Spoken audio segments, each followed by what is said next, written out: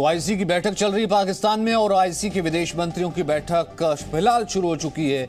अटकलें ये हैं कि इस बैठक के बाद इमरान खान इस्तीफा दे सकते हैं। बैठक में चीन के विदेश मंत्री वांग यी भी पहुंचे हैं। वांग यी को मुख्य अतिथि बनाया गया है, लेकिन जिसने मुख्य अतिथि बनाया है उनकी कुर्सी का खुद उनको भी अंदाजा नहीं है कि कुर्सी बचेगी या जाएगी। फिलहाल ये कहा जा रहा है कि कुर्सी जाने की पूरी तैयारी हो चुकी है कि 27 तारीख को विश्वास प्रस्ताव जैसे ही आएगा, बहुमत नहीं है इमरान खान के पास और वो अपने पद से इस्तीफा दे देंगे।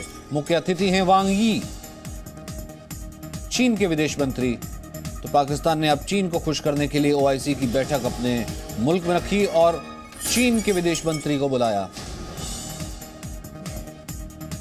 हालांकि इस्लामी कंट्रीज की बैठक है, लेकिन चीन को खुश करने का कोई मौका छोड़ता नहीं है इमरान खान या पाकिस्तान।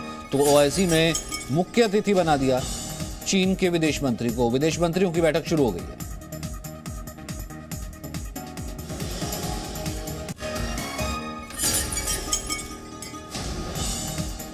पाकिस्तान में ओआईसी के विदेश मंत्रियों की बैठक है। विपक्ष अब भी अड़ा हुआ है, प्रदर्शन वो कर रहा है। इससे पहले भी धमकी दी थी कि ओआईसी की बैठक को भी वो डिस्टर्ब करेंगे। वहीं पाकिस्तान के प्रधानमंत्री इमरान खान क्रिकेट की पिच पर कई बार धुरंधर बल्लेबाजों को बोल्ड कर चुके हैं, लेकिन अब सियासत के मैदान में उन पर आउट होने का खतरा मंडरा रहा है। इमरान खान की सबसे बड़ी परेशानी ये है कि राजनीतिक संकट में पाकिस्तान की आर्मी ने भी उनका साथ छोड़ दिया है।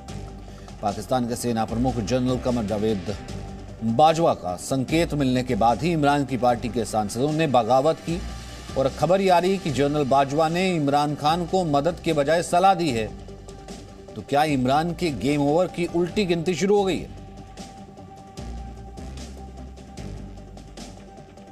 तो मैं आपको ये कहना चाहती हूं कि आपको बचाने अब कोई नहीं आएगा। आपकी game is now over.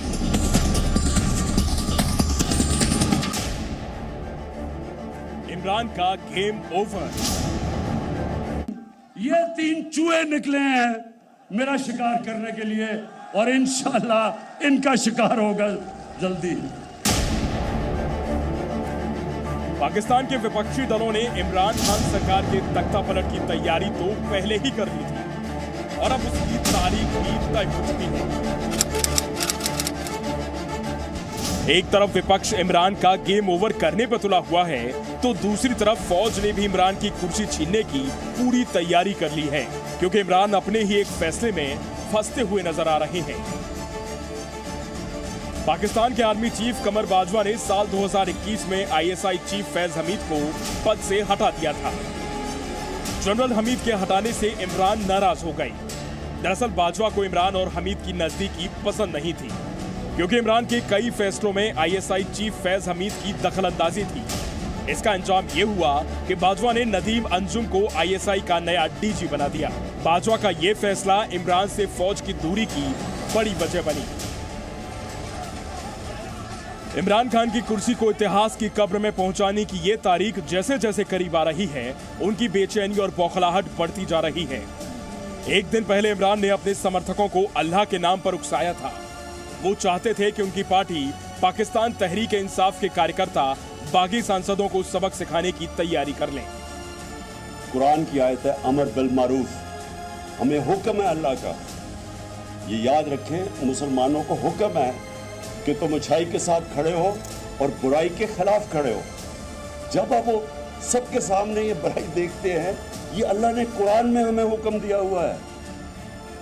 Imran Khan की ये चाहत पूरी हो गई। इस्लामाबाद के एक होटल में इमरान के 2 चेले उनकी पार्टी के बागी सांसद नूर आलम खान को धमकाने पहुंच गए, लेकिन डरा धमकाकर इमरान की सरकार बचाने का ये तरीका बेअसर रहा। होटल के अंदर सत्ताधारी पार्टी से बगावत कर चुके सांसदों की टीम टेंशन फ्री होकर इमरान को सबक सिखाने की रणनीति बनाती दिखी।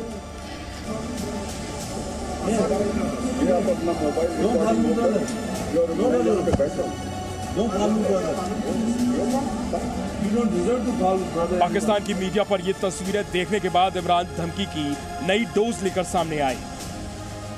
सारा पाकिस्तान ये समझेगा कि आपने अपना ज़मीर बेचा है और ये जो सोशल मीडिया है हमेशा के लिए आपके नाम के साथ लग जाएगा कि आप ज़मीर फरोश हैं। आपके लिए शादियों में जाना मुश्किल हो जाएगा आपके बच्चों से लोग शादियां नहीं करेंगे। स्कूल के अंदर आपके बच्चों से बुरा भला का मजाक करेंगे, बुरा भला कहेंगे। आप हमेशा के लिए आप अपना मुस्तकबिल ये पैसे लेके तबाह कर देंगे। अपनी पार्टी के बागी सांसदों को इमरान खान सुप्रीम कोर्ट और संविधान का डर भी दिखा रहे हैं। उन्होंने 13 सांसदों को एक दिन पहले ही नोटिस भेज दिया था और अब वो पाकिस्तान के संविधान का हवाला देकर सुप्रीम कोर्ट से पूछ रहे हैं कि क्या विश्वास प्रस्ताव पर विरोध में वोटिंग करने वाले बागी सांसदों की सदस्यता रद्द हो सकती है। सियासी हिसाब किताब में हार पक्की देखने के बाद ही अब इमरान खान 25 मार्च को बहुमत साबित करने के बजाय 27 मार्च को इस्लामाबाद में शक्ति प्रदर्शन पर जोर लगा रहे हैं। वहीं पाकिस्तान के विपक्षी दलों के गठबंधन पाकिस्तान डेमोक्रेटिक मूवमेंट ने भी 25 मार्च को इस्लामाबाद में रैली करने का ऐलान कर दिया है। यानी संसद से पहले इस्लामाबाद की सड़कों पर बवाल मचाने की पूरी तैयारी है। अगर कोई नुकसान हो गया, इस वक्त पाकिस्तान में जो साम्राज्यी अनासर हैं, जो पाकिस्तान की बदलती हुई खारन, जो इमरान खान तब पॉलिसी बदल रहा है, एक इंडिपेंडेंट फॉरेन पॉलिसी ला रहा है, उसके खिलाफ अगर कोई साजिश हुई, कोई जानी और माली नुकसान हुआ, तो मैं इन लीडरों के खिलाफ आईनी और कानूनी पर्चा दूंगा। पाकिस्तान में सियासत का खुला खेल अब अंतिम दौर में है, लेकिन अब तक इसमें पाकिस्तान आर्मी की एंट्री नहीं हुई है, जबकि पाकिस्तान में असली सरकार और राजनीति की असली खिलाड़ी तो वहां की सेना ही है। ब्यूरो रिपोर्ट, जी मीडिया। तो अब आपको बताते हैं इमरान बाजवा तकरार की दरअसल जड़ कौन है, पूरा विवाद शुरू कैसे हुआ। पूर्व आईएसआई चीफ नदीम फैज से ये पूरे कंट्रोवर्सी की शुरुआत होती है, जिन्हें इमरान ने अफगानिस्तान भेजा था। आईएसआई चीफ के अफगानिस्तान जाने से नाराज थे बाजवा। इमरान ने तालिबान के सरकार गठन के लिए उन्हें भेज दिया था, तालिबान यानी अफगानिस्तान, लेकिन बाजवा को पसंद नहीं आया। बाजवा की पूर्व आईएसआई चीफ के दौरे पर रजामंदी नहीं थी। पूर्व आईएसआई चीफ से इमरान की नजदीकी संबंध थे, इस कारण से वो चले गए, जबकि बाजवा को इमरान नदीम की दोस्ती नापसंद थी। अब यही वजह है कि अक्टूबर 2021 को बाजवा ने तत्कालीन आईएसआई चीफ नदीम फैज को हटा दिया।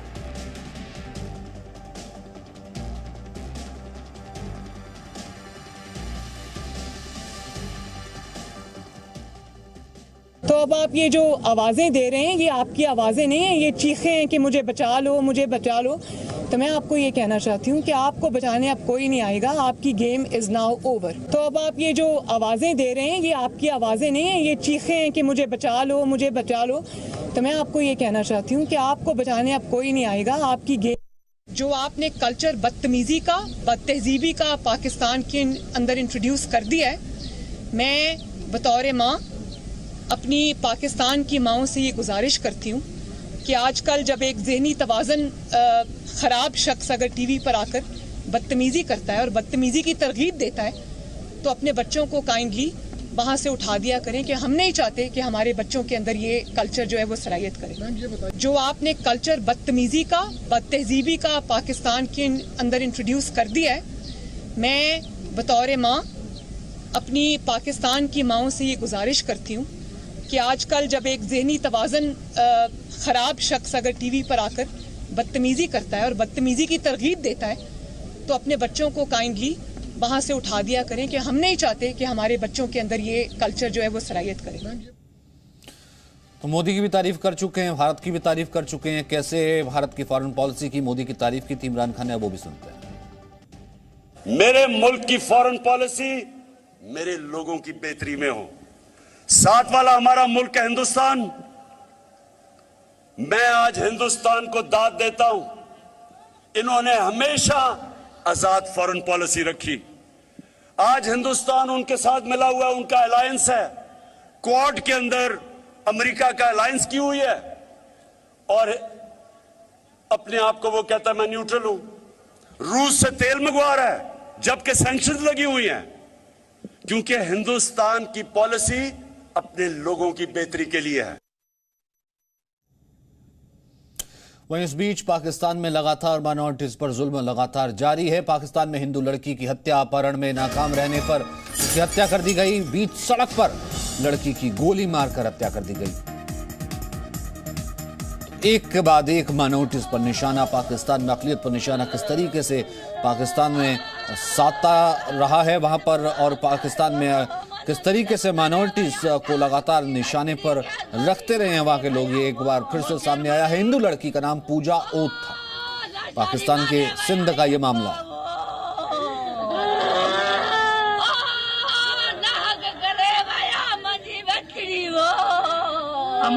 नालो चाहे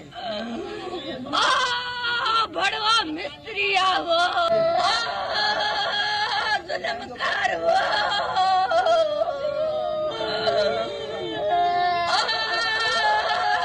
जुल्मकार वो मना जुल्म करे वया कार मुझी बचड़ी के जोरी मारे वया वो अम्मा केर मारे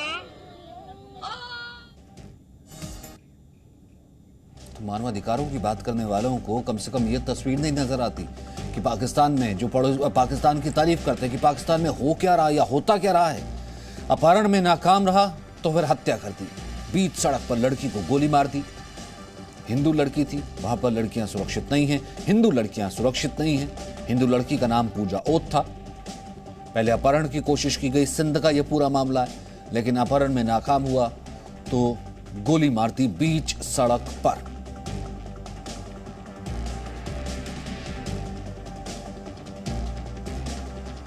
और यही अगर पूरा मामला जो है भारत में हुआ होता किसी माइनॉरिटी के साथ, तो अब तक जरूर जो है पूरे विश्व में इसकी आवाज कहीं ना कहीं गूंज रही होती है। और यही जो है झंडा बरदार जितने भी मानवाधिकारों के हैं वो इस आवाज को लेकर के आगे बढ़ रहे होते, लेकिन फिलहाल आज वो आवाज खामोश क्यों है। Presenting B News app available on Google Play and App Store. Download it now.